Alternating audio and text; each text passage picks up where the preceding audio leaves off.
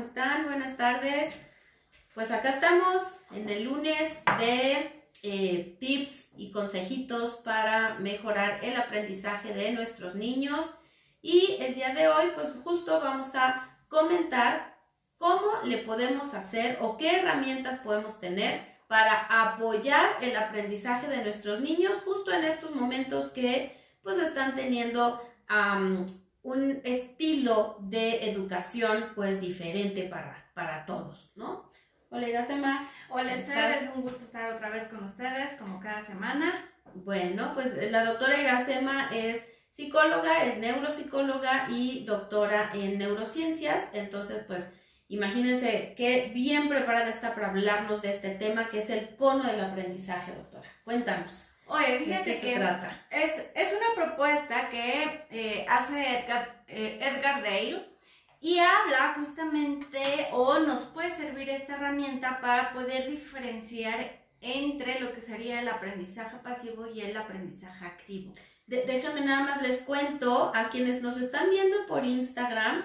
En la publicación que está abajo de este video está publicado el cono del aprendizaje. Quienes nos están viendo por Face, ahorita les paso el link o la imagen para que sepamos de qué se trata esto del cono del aprendizaje. ¿Vale? Pero bueno, entonces hay aprendizaje pasivo y hay aprendizaje activo. Y entonces justamente este psicólogo lo que hace es una propuesta para poder nosotros reflexionar acerca de cómo es que vamos a ir aprendiendo y el impacto que va teniendo estas actividades de aprendizaje en la consolidación del mismo, ¿no? Okay. ¿A cualquier edad? A cualquier edad. Okay. ¿Pero especialmente niños o también nos sirve para los...? Para todos, ¿no? Pero en el caso de los niños nos interesa saber tanto para los maestros ir poniendo diferentes tipos de actividades, como también para los papás, para ir reforzando los aprendizajes que podamos ir generando dentro de casa, okay, ¿no? Entonces, vamos a ver que desde la cúspide de la pirámide, ¿no? Que sería como el pedacito más pequeñito. Si nosotros leemos un libro, solamente nuestro cerebro va a recuperar el 10% de lo que leemos. Solamente es leer.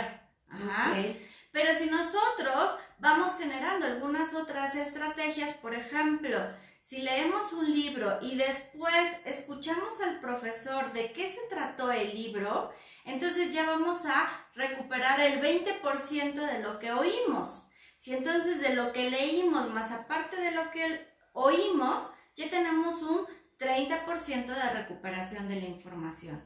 Ok, entonces, a ver, para los profesores de preescolar o papás con niños en preescolar, no nada más hay que enseñarles el libro para irles leyendo el cuento, sino que además hacer como comentarios y como preguntas, y, o sea, hacer conversación acerca del libro, ¿no? Para los que todavía no leen, esto podría ser una herramienta como para que ayude al aprendizaje. Podría ser, pero eso sería una herramienta todavía que se encuentra en la base, vale, de la conversación. Okay. Ahorita estamos empezando por cuestiones sensoriales. Bien. Lo que veo es lo que leo. Okay. Ajá. Lo que escucho es que el maestro, que el papá, que el hermano me esté leyendo el libro. Ok. Ajá. Si aparte de eso, de lo que veo, de lo que escucho y de lo que voy leyendo, voy viendo un gráfico, una síntesis visual, una imagen que me represente, entonces voy a aprender o voy a recuperar la información un 30%.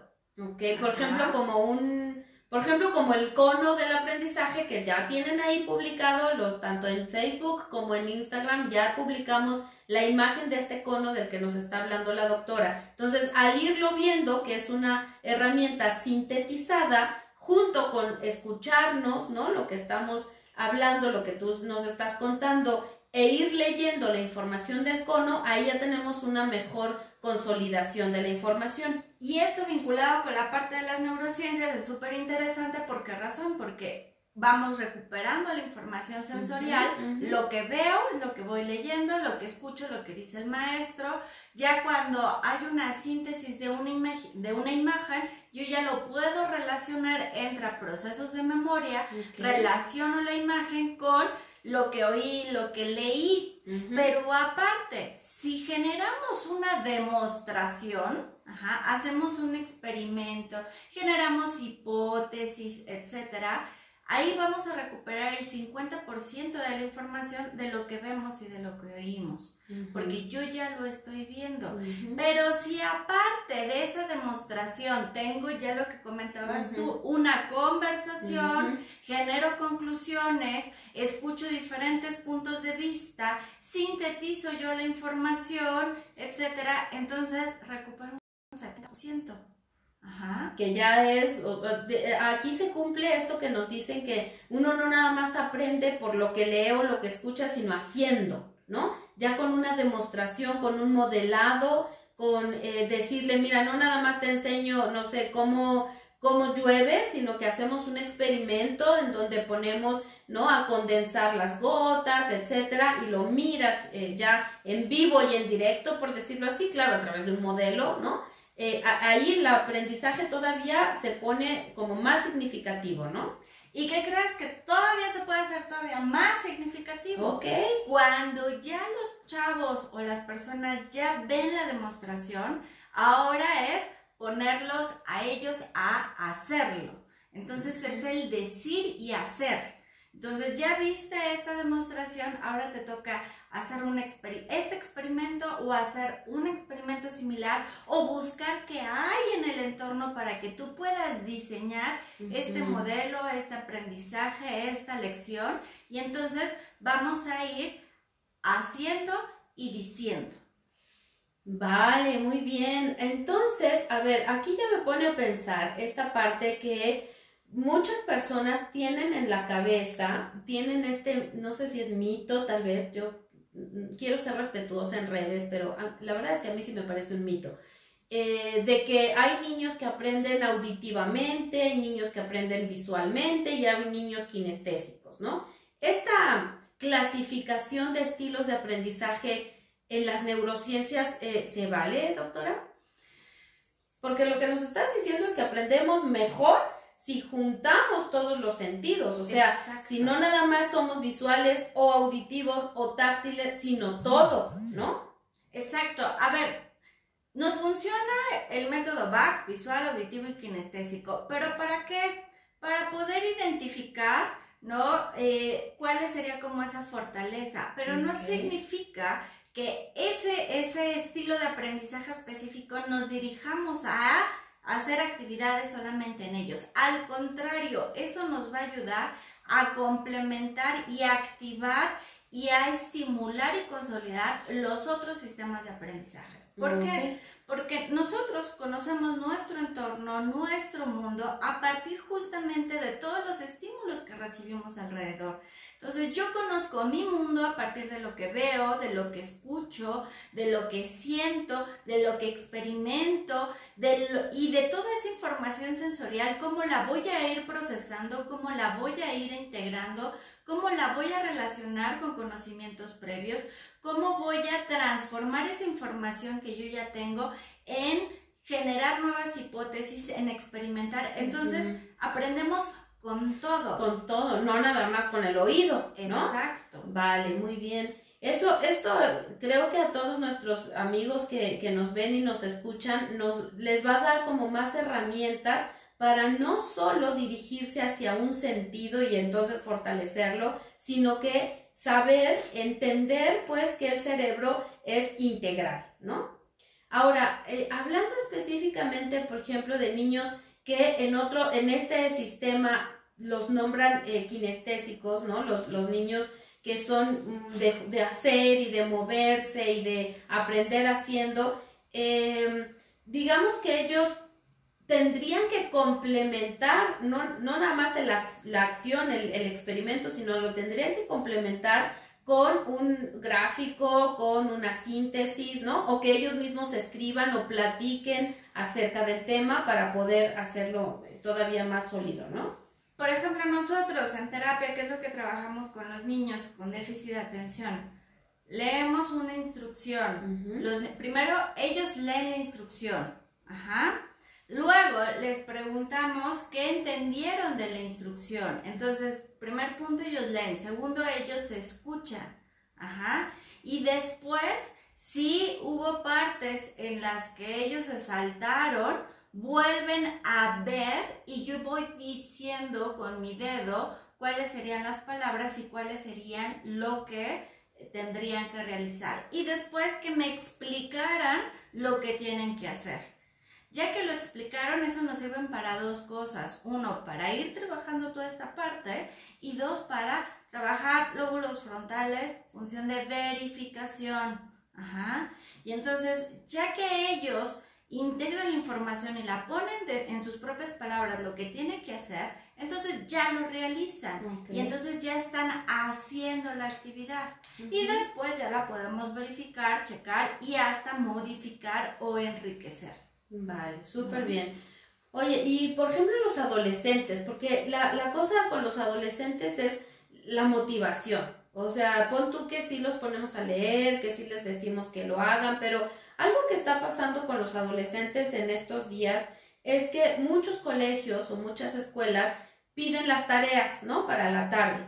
Y entonces muchos adolescentes, algo que reportan los colegios es que hacen la tarea sin análisis, sin síntesis, si acaso un copy-paste, como para que la maestra vea que cumplí, ¿no?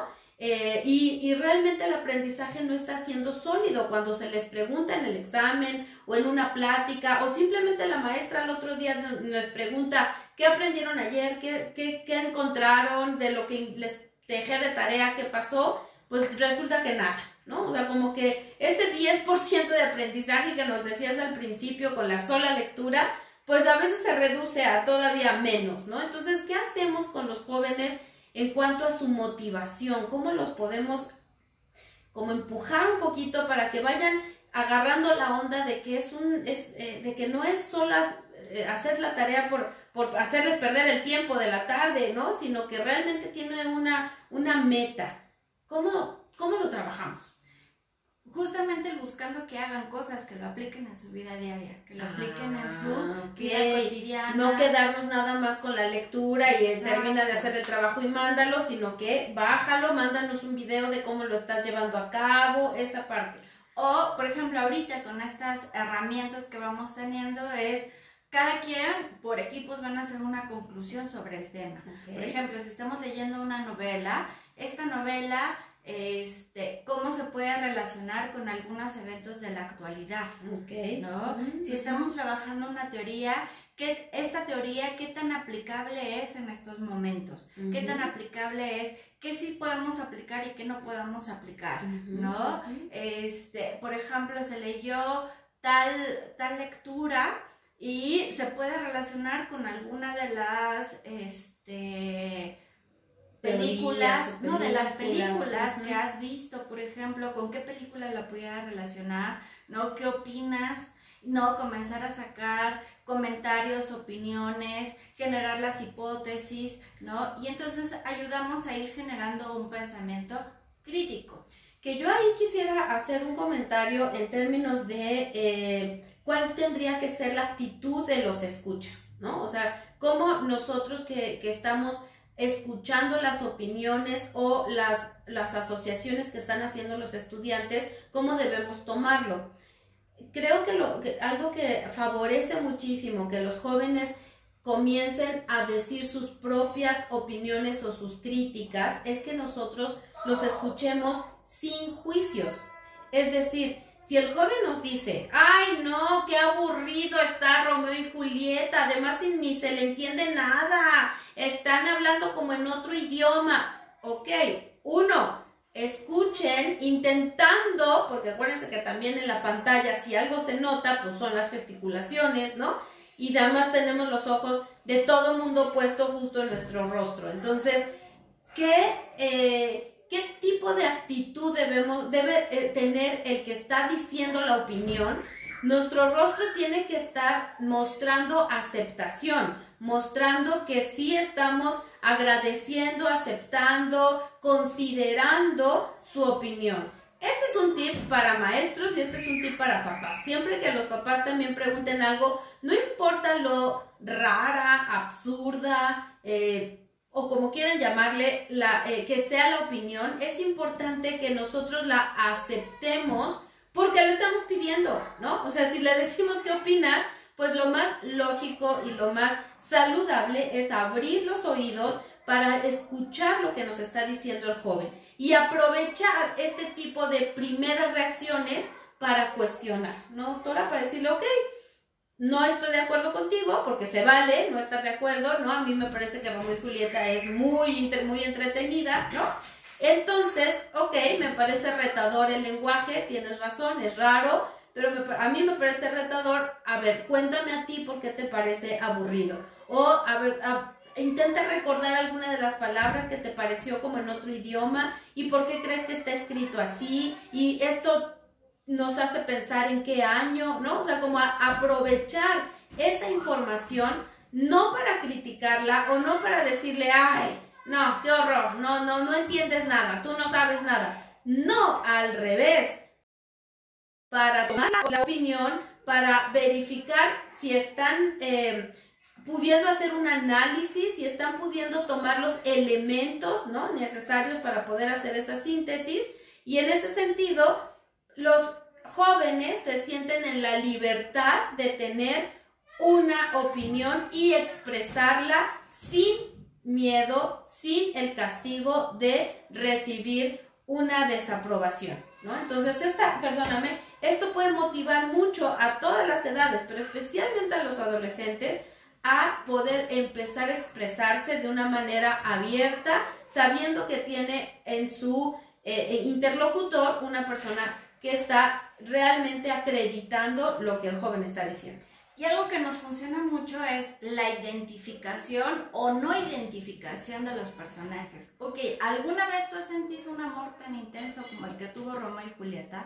¿Alguna vez tú has tenido, por ejemplo, un grupo de amigos, o tus papás, por ejemplo, o hayas conocido a alguien que haya tenido un amor tan intenso como cuando...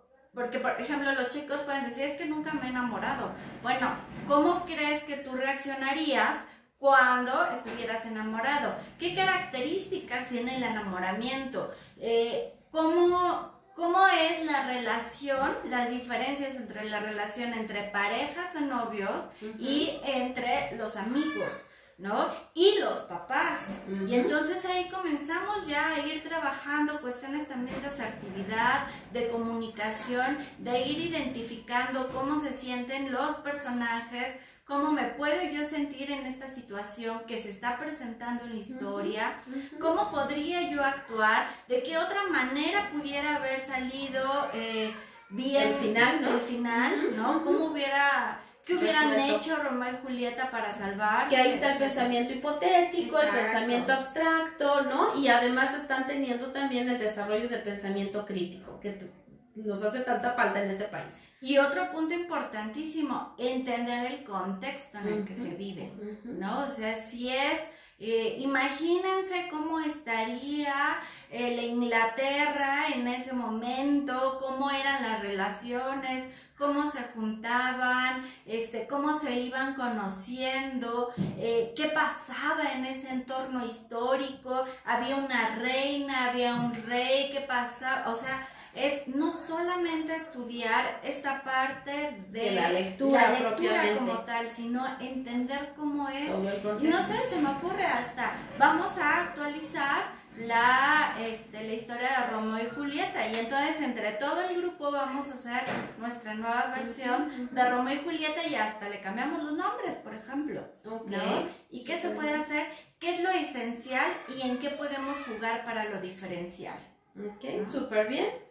Muy bien, pues perfecto, doctora, nos acabas de dar bastantes tips, ¿no? Jóvenes de todas las edades pueden beneficiarse bastante con este cono del aprendizaje. Acuérdense, maestros, acuérdense, papás, no nada más se queden con lo sensorial, ¿no? No nada más es mirar, escuchar, también tenemos que bajar a la acción y al pensamiento, a darle más vueltas al tema, a cuestionar el tema, contextualizarlo histórica, geográficamente y todavía más allá, a darle un poquito más de metacognición, hablando de qué podría ser diferente, qué sí gustó, qué no gustó, con qué se identifican, etcétera, ¿no? Entonces, son temas son herramientas súper buenas para que nuestros papás en casa puedan ayudar a consolidar cada materia, cada tema de las clases de sus hijos, y para que los profesores lo consideren cuando hagan su planificación y su exposición.